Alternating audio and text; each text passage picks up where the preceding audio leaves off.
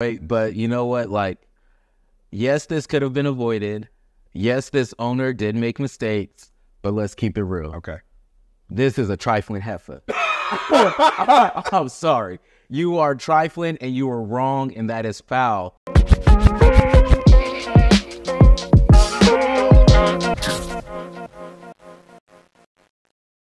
Hey, welcome to Uncommon State of Mind, where we debate different ways to leverage your next investment to create time freedom, legacy impact, and generational wealth in order for you to live that uncommon life. But in order to do that, you must be uncommon. My name is Joey, aka Mr. J Mays. Hey, and I'm AD, also known as AD the Fly Realtor. What's going on, brother? How you doing?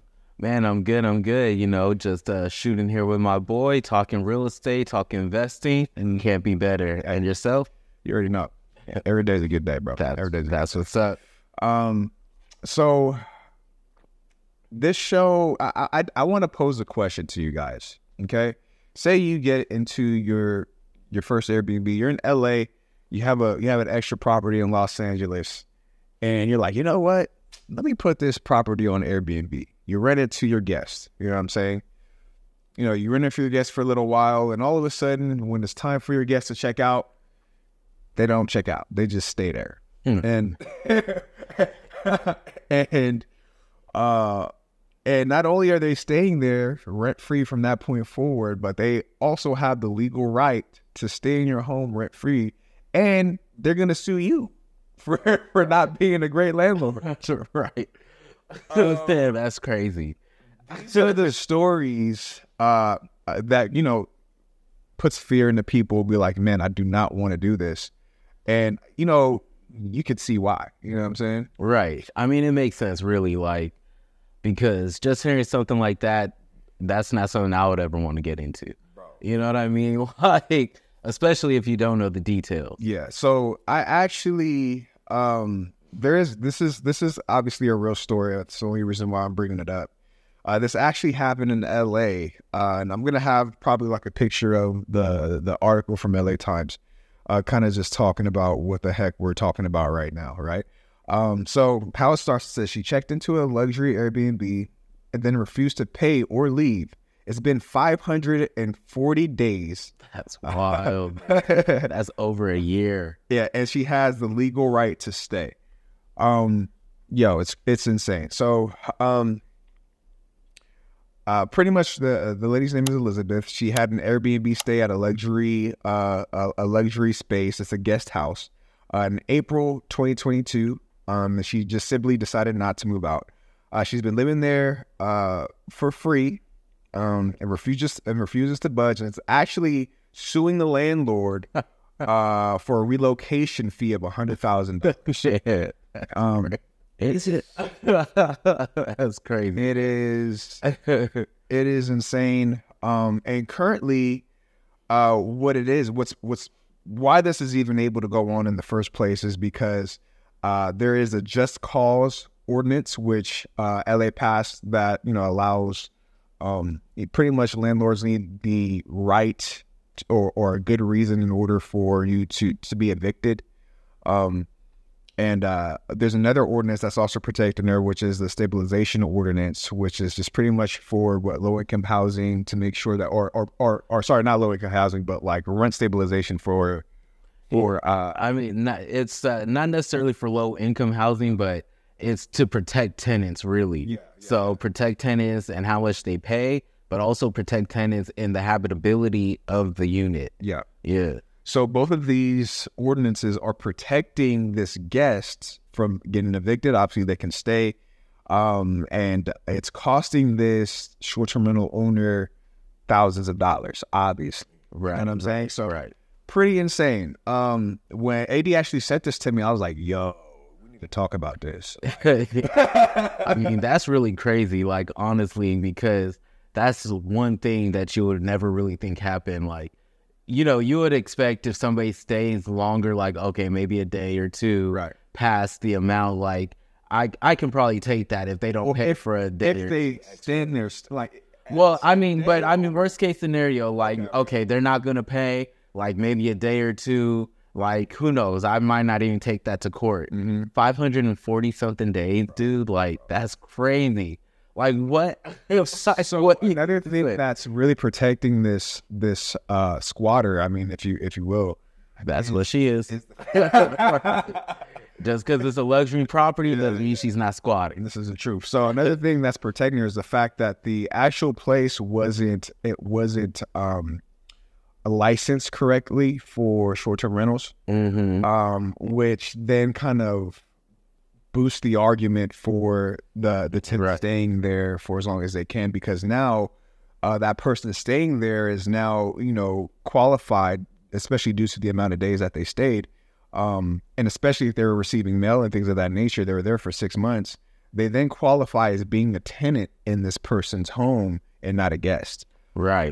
So once again, like this is, the business model that I choose is arbitrage, but this is for somebody who actually owns the property and, is allowing guests to stay in their property, for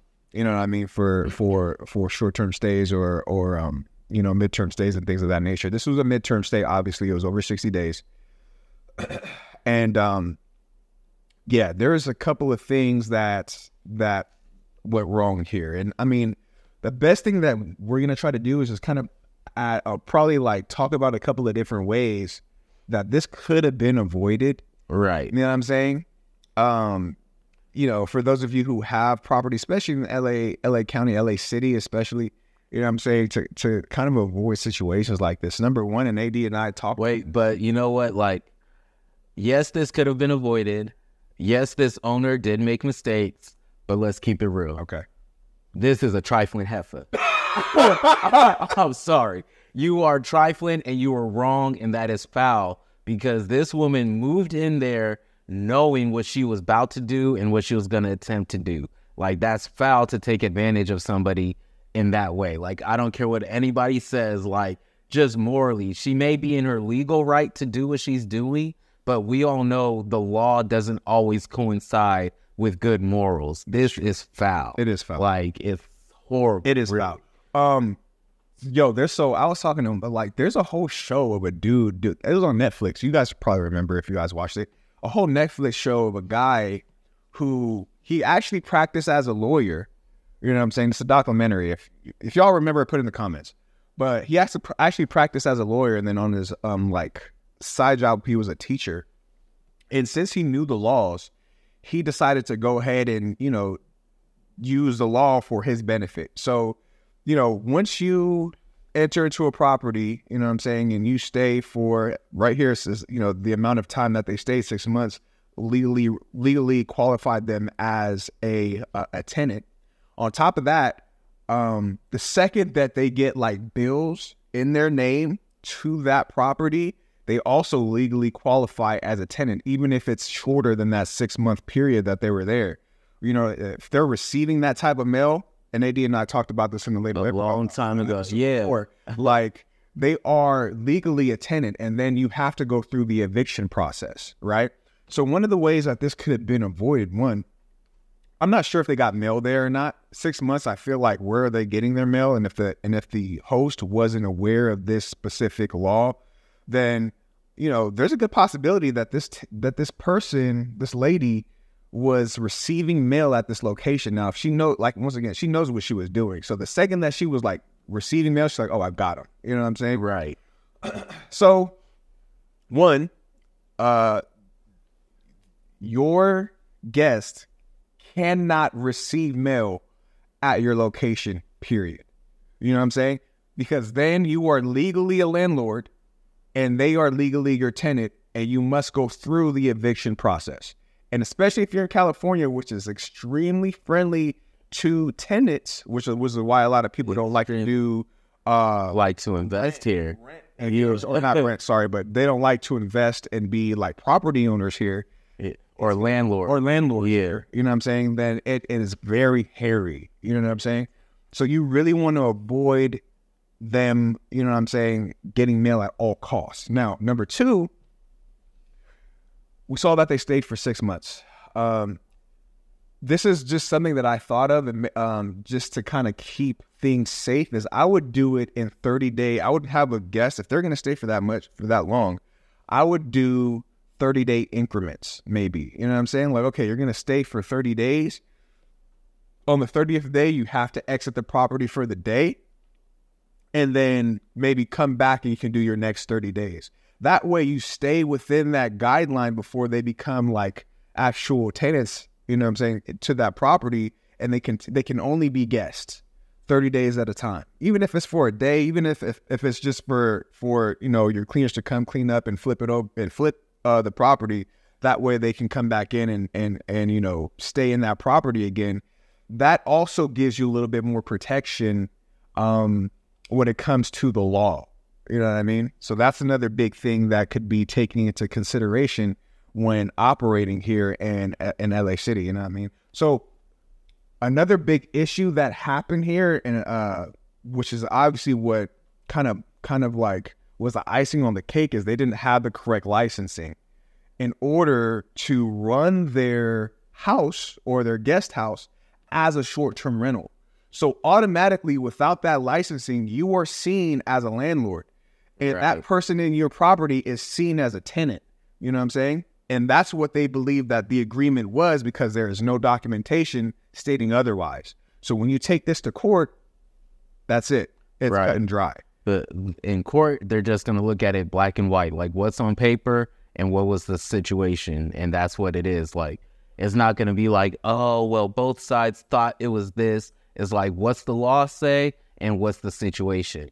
And, to add on to what Joey's mentioning, I don't remember the details of the situation, but if I recall, the unit wasn't even up to code in order to rent to a long-term tenant. Right. So that's also part of what got him in trouble, that it wasn't considered habitable to rent out to somebody. So, you know what I mean? In LA, in California, like, as soon as the court starts seeing stuff like that, you're done for, bro. Right. Like, you know what I mean? Like, so again, for anybody who's trying to do short-term rental, long-term rental, like, make sure your side of the street is clean.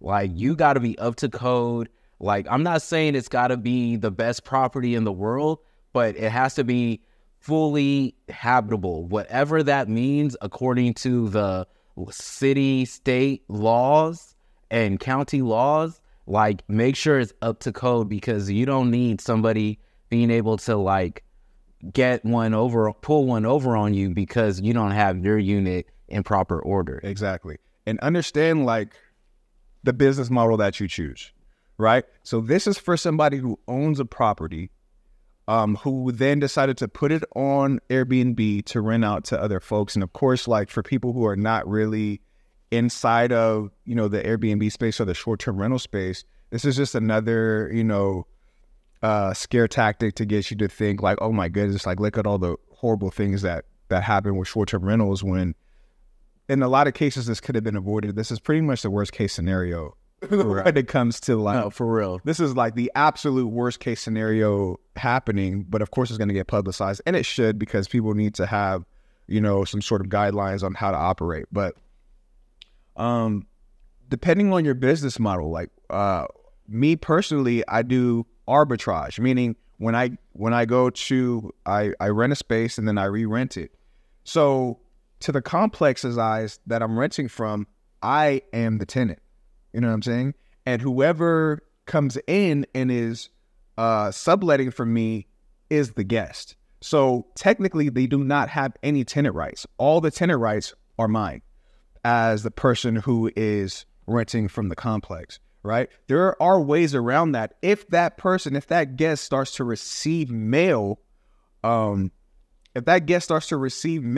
at your location, even though you are technically the tenant as a short-term rental host, they are also considered the tenant because they've received mail at that location. So that's one way that it could override your protection, as being the short-term rental host tenant to the complex, and then the guest actually becoming a tenant. So you always, no matter what situation you're in, you want to avoid your guests receiving mail at your location, period, point blank. And once again, I think that extra buffer of after a 30-day stay, you had them exit the premises and then book your location. that's another hedge of protection that you should have, or that you can have, in order to protect yourself from a situation like this. Now, so I got a quick question. Yeah. So, all right, you're saying have them exit after 30 days, they would exit the premises and then rebook. Like, don't you think that would cause an inconvenience for somebody who's making a stay? Like, personally, I know when I've traveled, like when I get in, like whether it's internationally or like within the country, you know, I just set my stuff up, you know, like, or even like my mom or my wife, like whenever they travel, like they unload their suitcase. I live out my suitcase for a few days, you know what I mean? But they unload their suitcase. So would that be an inconvenience for somebody who maybe they want to stay for 45 days, but after 30 days, they have to take their items out? So what I'm talking about is an extra buffer. You do not have to actually have them exit the premises after 30, but as an extra buffer, if you wanted to stay extra safe, you can.